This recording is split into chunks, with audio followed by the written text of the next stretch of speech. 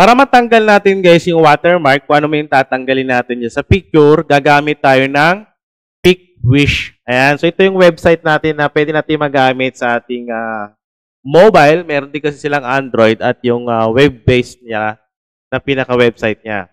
So pwede ka mag-create dito na account at libre lang din. So click mo lang yung link natin dyan sa description or sa comment section, makagawa ka ng free account dito sa ating PicWish na website. So, pwede kayong gumamit ng ating Pro. Meron dyan nakalagay na discount.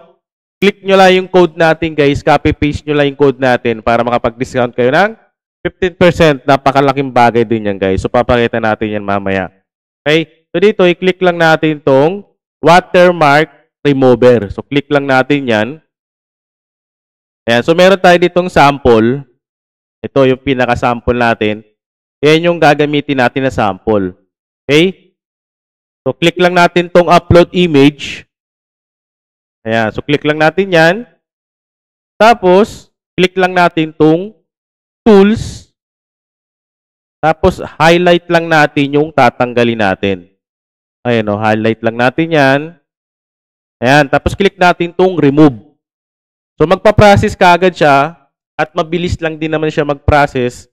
Depende dun sa tatanggalin mo. So, mabilis na siya natanggal, di ba? Ayan. So, meron lang siyang PicWish na watermark pag preview. Dahil dito yan sa website natin.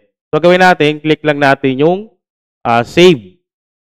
Ayan. So, pwede ka mag-save ng PNG or JPEG. Ayan. So, create lang kayo ng account, guys. Meron naman siyang free na ating magagamit pag nag-create kayo or pwede kayo gumamit ng Pro kung gusto nyo.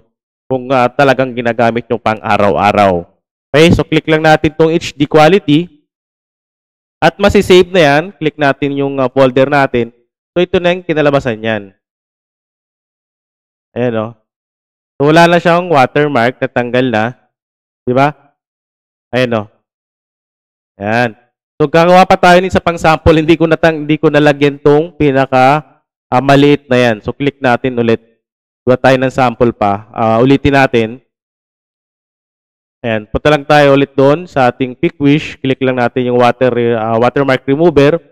So, ulitin lang natin. Upload image. Ayan. So, click lang natin. So, pwede naman auto removal. Click lang natin to. At magpa-process naman yan. At mabilis lang din naman yan. So, natanggal ka agad siya, di ba? Ayan. So, malinis na.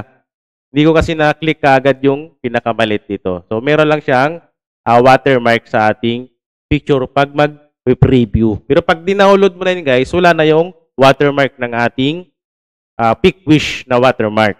Ayan. So, click nyo lang at itry nyo dito sa ating website ng PicWish.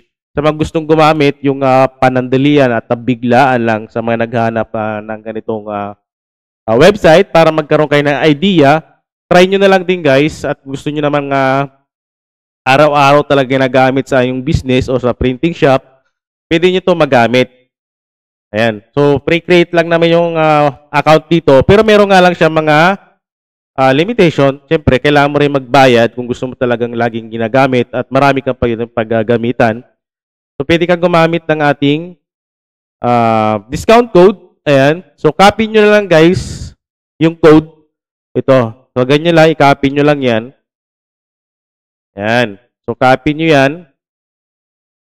Pag pipili kayo ng account, kunyari dito sa free plan, so naka-free previews for most features, access to free tools. Pero kung gusto mo naman talagang pang araw-araw na ginagamit lagi, marami kang pwede pagpilian dito. Ayan, yung mga credits. Kasi every time na magda-download ka or meron kayo pa-process, may mga credits siya na pwedeng magamit. So, merong 300 credits, 1,000 credits. So, may mga presyo naman yan. So, click natin tong 300 credits para mapakita ko paano siya i-paste yung discount code natin. Okay, so click natin buy. Ayan. So, dito guys, click nyo lang yung I have a coupon. Diba, 12.99 yan, US dollar. So, ilagay natin yung discount coupon natin. So, apply lang natin. Ayan, so nagiging 11.04 na lang siya. So, copy natin to kung magkano sa pesos. So, magiging 100 plus din yung magiging discount mo, kumbaga matitipid mo pag ginamit mo itong discount code natin. So, kakopy nyo na lang yan. Nakapost naman yan sa description or sa comment section natin, guys. So, try nyo na lang dito sa ating PickWish kasi marami kayo pwede magamit yan. Karami naman dyan ay libre. Siyempre, may mga limitation lang din. Ayan. So, try nyo lang, guys. Create lang kayo ng account. Click nyo lang yung link dyan sa description para makagawa kayo ng free account dito sa ating PickWish.